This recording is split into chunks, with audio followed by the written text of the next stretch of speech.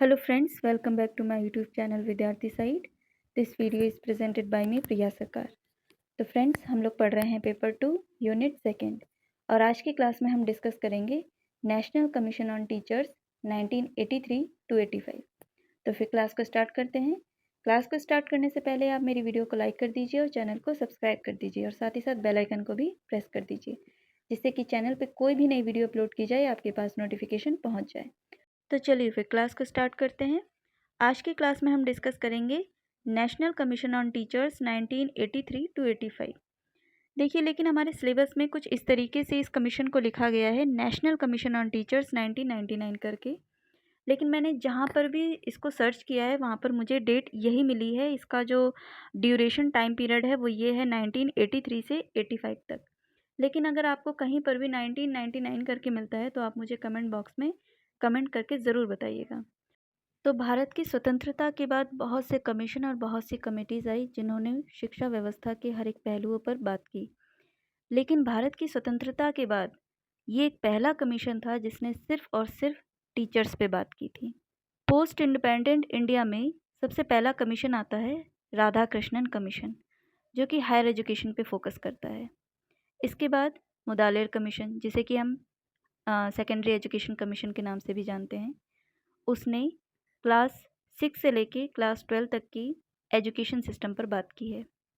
इसके बाद आता है कोठारी कमीशन। कोठारी कमीशन के अंदर ओवरऑल एजुकेशन सिस्टम की बात की गई है, ओवरऑल एजुकेशन स्ट्रक्चर की बात की गई है, primary, secondary and higher education की। लेकिन ये जो कमीशन आया था ये सिर्फ और सिर्फ टीचर के लिए लाया गया था, क्योंकि इससे पहले जितने भी कमीशन आए थे उन्होंने सिर्फ और सिर्फ टीचिंग प्रोफेशन को इम्प्रूव करने की बात की है। लेकिन ये एक पहला कमीशन था जिसने टीचर के स्टेटस को इम्प्रूव करने की बात की थी। अब इस कमीशन को इस्टेब्लिश करने का पर्पस क्या था सरकार का? 1986 में शिक्षा नीति आने वाली थी जिसकी तैयारियां चल रही थी। अब कोई भी नीति जब तैयार की जाती है तो हम हर एक फील्ड से रिलेटेड रिसर्च करते हैं, उस फील्ड में क्या क्या प्रॉब्लम्स आ रही हैं उनको सुधार करते हुए हम नीतियाँ तैयार करते हैं। तो शिक्षा नीति 1986 में शिक्षक से जुड़ी हुई जो समस्याएं हैं उनको गहराई से अध्ययन करने के लिए इस कमीशन का गठन किया गया था।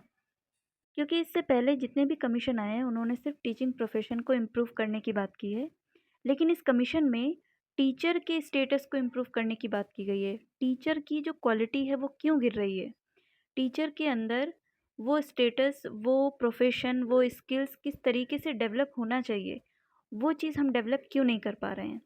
इन सब से जुड़ी हुई जो समस्याएं थी उन सब का गहराई से अध्ययन किया गया। इसके बाद जो सजेशन दिए गए वो शिक्षा नीति 1986 के अंदर शामिल की गई। तो यहाँ पर मैंने फर्स्ट स्लाइड में इस कमीशन का इंट्रोडक्शन दिया है, इसको एक बार देख लेते हैं। The government of India set up the national commission on teachers in 1983 under the chairmanship of professor Devi Prasad Chattopadhyay. Bharat सरकार ने नेशनल कमीशन ऑन टीचर्स का गठन 1983 में किया था और इसके चेयरमैन थे प्रोफेसर देवी प्रसाद चट्टोपाध्याय।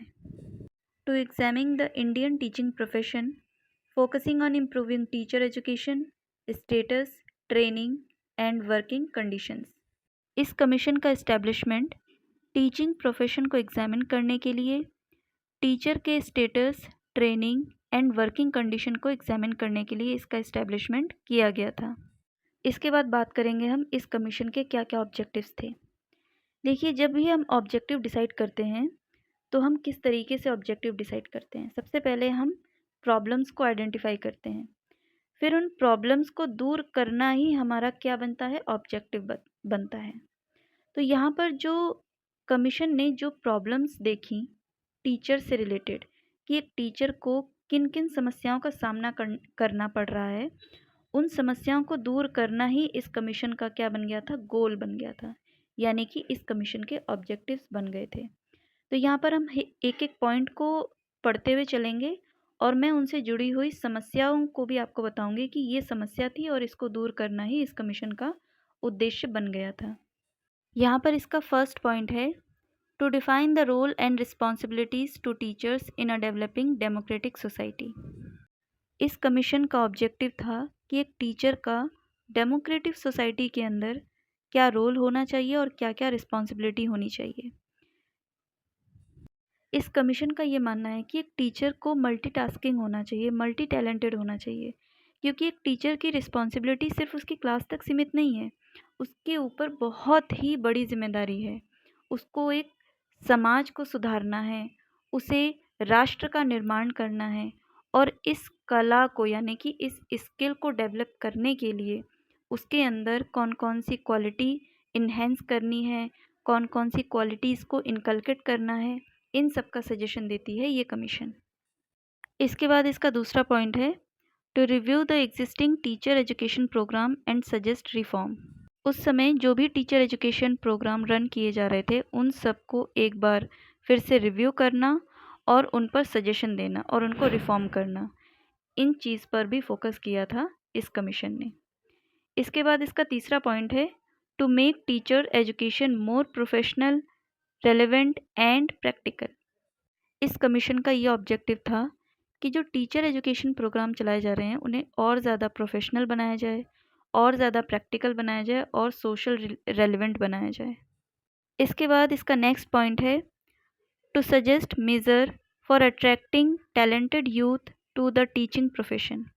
इस कमीशन ने ये कहा कि हमारा टारगेट ये होना चाहिए कि जो ब्राइट स्टूडेंट हैं, जो टैलेंटेड स्टूडेंट हैं, उनको अट्रैक्ट किया जाए इस टीचिंग प्रोफेशन में, क्योंकि जब ज़्यादा टैलेंटेड और ब्राइट स्टूडेंट इस प्रोफेशन फील्ड में आएंगे तो इस फील्ड की प्रोफिशिएंसी, प्रोफेशनलिज्म और ज़्यादा डेवलप हो जाएगा और क्वालिटी में भी इम्प्रूवमेंट आएगा। इसका नेक्स्ट पॉइंट है to emphasize the contribution of teacher in improving the quality of education. इस कमीशन का ये ऑब्जेक्टिव था कि टीचर का ज़्यादा से ज़्यादा कंट्रीब्यूशन होना चाहिए एजुकेशन क्वालिटी को इम्प्रूव करने के लिए। तो इन ऑब्जेक्टिव्स को पढ़ करके आपको ये समझ में आ गया होगा कि टीचर से रिलेटेड कौन कौन से प्रॉब्लम्स, कौन कौन से इश्यूज़ जो हैं फेस कर रही थी सरकार।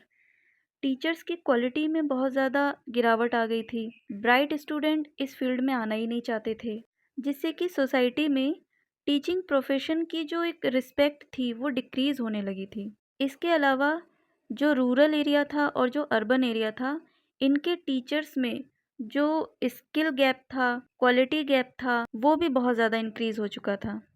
तो ये थे इस कमीशन के ऑब्जेक्टिव्स। इसके बाद पढ़ेंगे हम इस कमीशन के द्वारा सजेस्ट किए गए रिकमेंडेशन के बारे में। कंट्रीब्यूशन टू टीचर एजुकेशन, यानी कि इस कमीशन का टीचर एजुकेशन में क्या कंट्रीब्यूशन है, इसके बारे में पढ़ेंगे। यहाँ पर मैंने कुछ पॉइंट्स लिखे हैं जो कि बहुत ही ज़्यादा इंपॉर्टेंट है, इनको एक बार देख लेते हैं। यही पॉइंट्स हमारे इस कमीशन के द्वारा सजेस्ट किए गए रिकमेंडेशन भी हैं। इसमें से पहला पॉइंट है suggested a 4 year integrated teacher education program, BA BEd, BSc BEd program starting after 10+2 यानी कि हायर सेकेंडरी। इस कमीशन ने 4 ईयर इंटीग्रेटेड प्रोग्राम का सजेशन दिया था। देखिए, इंटीग्रेटेड प्रोग्राम का सजेशन सबसे पहले कोठारी कमीशन में आया था, लेकिन वहाँ पर जो इस कोर्स की जो ड्यूरेशन है वो वहाँ पर डिफ़ाइन नहीं की गई थी। यहाँ पर इस कमीशन ने इंटीग्रेटेड प्रोग्राम का ड्यूरेशन डिसाइड किया है, वो है 4 ईयर, और उन्होंने ये भी डिसाइड किया है कि 4 ईयर का प्रोग्राम इसको करने के लिए आपकी एलिजिबिलिटी क्या होनी चाहिए, यानी कि आपका 12th कंप्लीट होना चाहिए, और अगर आप उसके बाद टीचिंग प्रोफेशन में जाना चाहते हैं तो आप इंटीग्रेटेड 4 ईयर का कोर्स ऑप्शन में ले सकते हैं, जिसके अंदर आपको जर्नल ग्रेजुएशन कोर्स की डिग्री भी मिलेगी, प्लस आपको एक BEd की भी डिग्री मिलेगी। जैसे अगर आप आर्ट्स के स्टूडेंट हैं या आर्ट्स स्ट्रीम में जाना चाहते हैं तो आप BA BEd को चूज़ कर सकते हैं, और अगर आप साइंस स्ट्रीम में जाना चाहते हैं तो आप BSc BEd को भी चूज़ कर सकते हैं। इसमें आपको एक जो जर्नल ग्रेजुएशन डिग्री ये भी मिलेगी, और साथ ही साथ आपको एक BEd की डिग्री भी मिलेगी। इसी का नेक्स्ट पॉइंट है focused on teachers ethics, commitment and accountability, recommended the restructuring and strengthening of teacher training institutions. इस कमीशन ने ये रिकमेंडेशन दिया है कि हमें ज़रूरी है कि एक टीचर को उसके प्रोफेशन के प्रति उसके क्या एथिक्स होने चाहिए, क्या कमिटमेंट होना चाहिए, क्या अकाउंटेबिलिटी होनी चाहिए, इस चीज़ के बारे में पता होना चाहिए टीचर को। दूसरा कि जितने भी टीचर ट्रेनिंग इंस्टीट्यूशंस हैं उनको रिकंस्ट्रक्ट किया जाए, ट्रांसफॉर्म किया जाए और उसको स्ट्रेंथनिंग किया जाए, यानी कि उसको सुदृढ़ीकरण किया जाए। इसका नेक्स्ट पॉइंट है admission in pre service teacher education program through entrance exam, यानी कि जो भी pre service teacher education program चल रहे हैं उनमें एडमिशन लेने के लिए एक एंट्रेंस एग्ज़ाम कंडक्ट कराना चाहिए। इसके बाद एक इंटरव्यू भी होना चाहिए, यानी कि अगर आप किसी भी टीचिंग प्रोफेशन में जाना चाहते हैं और कोई कोर्स में आप एनरोल होना चाह रहे हैं तो आपको सबसे पहले एक एंट्रेंस टेस्ट देना होगा और साथ ही साथ आपको इंटरव्यू भी फेस करना होगा, उसके बाद ही आपका सिलेक्शन होगा। इसका अगला पॉइंट है teacher education should draw candidate from a variety of academic disciplines, not just from those who studied education और पेडागॉजी। इसका मतलब है कि इस कमीशन ने ये सजेशन दिया है कि टीचर एजुकेशन प्रोग्राम के अंदर आपको अलग अलग डिसिप्लिन से अलग अलग फैकल्टी को रिक्रूट करना है, ना कि आप सिर्फ एक ही डिसिप्लिन से आप फैकल्टी को रिक्रूट करें। ज़्यादातर क्या हो रहा था कि एजुकेशन या फिर पेडागॉजी जो सब्जेक्ट है उस बैकग्राउंड से रिक्रूट किए जा रहे थे, लेकिन इस कमीशन के आने के बाद इन्होंने ये सजेशन दिया कि अगर आप अलग अलग डिसिप्लिन से रिक्रूटमेंट करेंगे तो आपके टीचिंग प्रोफेशन में और ज़्यादा वर्सिटैलिटी आएगी। इसका नेक्स्ट पॉइंट है the commission highlighted that no educational reform is possible without reform in teacher education. It led the foundation for national policy on education NPE 1986 in the area of teacher preparation. इसका मतलब है कि अगर आप education system को reform करना चाहते हैं तो जब तक आप टीचर एजुकेशन को रिफ़ॉर्म नहीं करेंगे तब तक आप एजुकेशन सिस्टम को रिफ़ॉर्म नहीं कर सकते हैं। तो ये जो कमीशन था नेशनल कमीशन ऑन टीचर, ये शिक्षा नीति 1986 की एक फाउंडेशन तैयार कर रहा था, क्योंकि जो शिक्षा नीति थी वो पूरे एजुकेशन सिस्टम को रिफ़ॉर्म करना चाह रही थी, लेकिन अगर आप पहले टीचर्स को रिफ़ॉर्म नहीं करेंगे तो आप किस तरीके से शिक्षा नीति को एक इफ़ेक्टिव पॉलिसी बना सकते हैं। इसका मतलब है कि अगर आपको एजुकेशन पॉलिसी को इफ़ेक्टिव बनाना है तो सबसे पहले आपको टीचर्स का रिफॉर्मेशन करना होगा। तो यहाँ पर आज की हमारी क्लास कंप्लीट होती है। आज की क्लास में हमने national commission on teacher 1983 to 85 इसको कंप्लीट कर लिया है। इसमें एक पॉइंट मैं आपको एक बार और रिपीट कर देती हूँ, जो इंटीग्रेटेड प्रोग्राम की जो बात की गई है। अगर एग्ज़ाम में ये आता है कि इंटीग्रेटेड प्रोग्राम का कॉन्सेप्ट दिया किसने था, वो कोठारी कमीशन ने दिया था। और अगर इस तरीके से पूछा जाता है कि 4 ईयर इंटीग्रेटेड प्रोग्राम का कॉन्सेप्ट किसने दिया था, तो वो दिया था national commission on teacher 1983 to 85। इस कमीशन के द्वारा 4 ईयर इंटीग्रेटेड कोर्स का सजेशन दिया गया था। तो चलिए फिर क्लास को यहीं पर वाइंड अप करते हैं। आज की क्लास आपको कैसी लगी मुझे ज़रूर बताइएगा। अगर आपको मेरे चैनल की वीडियोज़ इन्फॉर्मेटिव लगती हैं तो आप मेरे चैनल को लाइक, शेयर और सब्सक्राइब कर सकते हैं। Thank you.